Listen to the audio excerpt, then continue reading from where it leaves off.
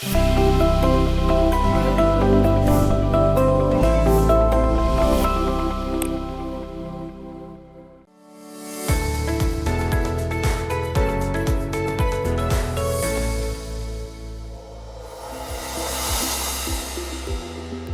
everyone, welcome to another episode of To The Point. Today's topic of discussion is US and Climate Pact exits.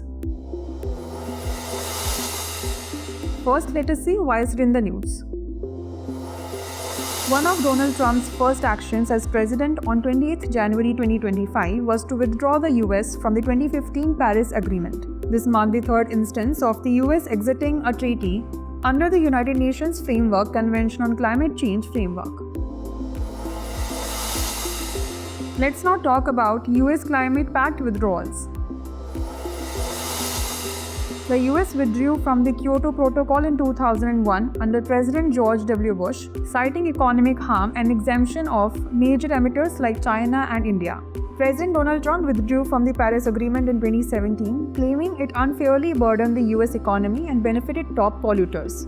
The US was the largest greenhouse gas emitter until 2006 and remains a major contributor to emissions and fossil fuel production. It opposes binding commitments that place financial and technological burdens on developed economies while exempting developing nations. Under the Biden administration, the US committed to reducing emissions by 61% to 66% of 2005 levels by 2035. Under the Biden administration, the US committed to reducing emissions by 61% to 66% of 2005 levels by 2035, but has only achieved one-third of its 2030 targets as of 2022. Despite rejoining the Paris Agreement in 2021, bipartisan support for fossil fuel production remains strong, with record oil and gas output in 2023. Let's now discuss the reasons for withdrawal.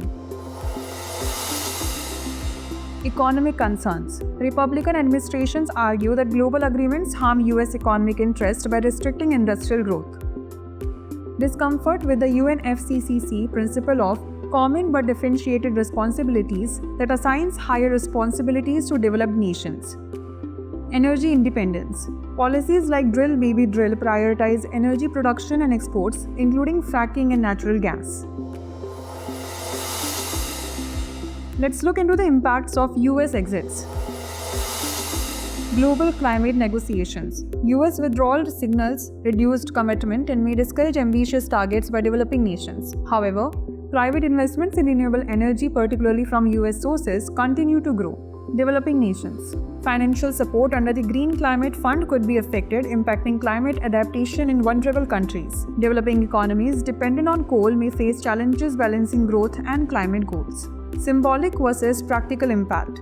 The US remains involved in UNFCCC negotiations as an observer. Its exit from the specific pacts like the Paris Agreement has not substantially slowed global renewable energy investments. Now, let us know what is the Paris Agreement on Climate Change.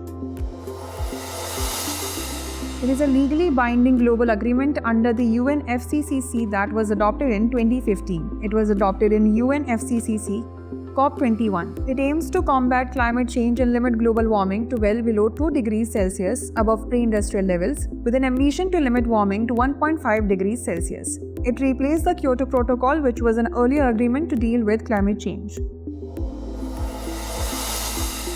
Now it's time for the practice question. Consider the following statements about Paris Agreement. 1. It is a legally binding global agreement under the UNFCCC that was adopted in 2013. 2. It replaced the Montreal Protocol, which was an earlier agreement to deal with climate change. Which of these statements given above is or are correct? 1 only, 2 only, both 1 and 2, neither 1 nor 2. Send the answer to this question in the comment section.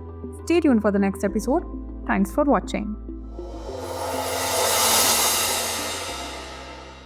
For more informative content, like, share and subscribe, and do not forget to press the bell icon to get the notifications.